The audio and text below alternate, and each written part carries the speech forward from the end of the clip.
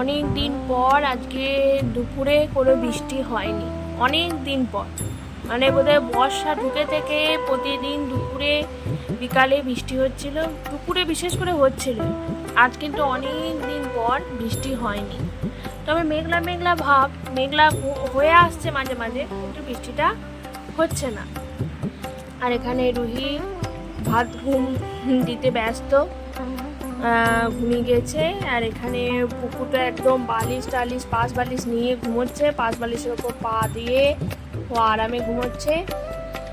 এখানে পুটুস তো আবার খাটে শুতে পারে না, তো মাটিতে শুয়ে আছে। ও কোনো মতেই ওকে তুললে ও খাটে শুতে পারে না। এখানে হচ্ছে পেখমও ঘুমাচ্ছে। আর এইদিকে আছে প্লুটো ঘুমাচ্ছে। আর আমি এখন প্যাঁচার মতো জেগে আছি।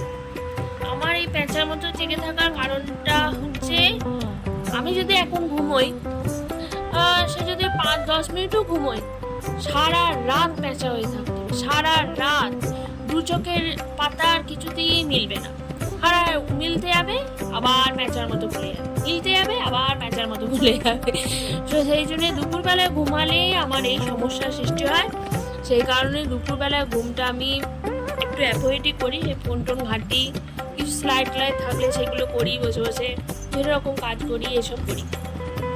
আর ওরা ঘুমাই, আমি বসে বসে ওদের দেখি। পুকুকেই আশ্চর্য, পুকু সারাদিন ঘুমোতে বললে সারাদিন ঘুমাবে, কিন্তু আবার আরামসে রাতেও ঘুমাবে।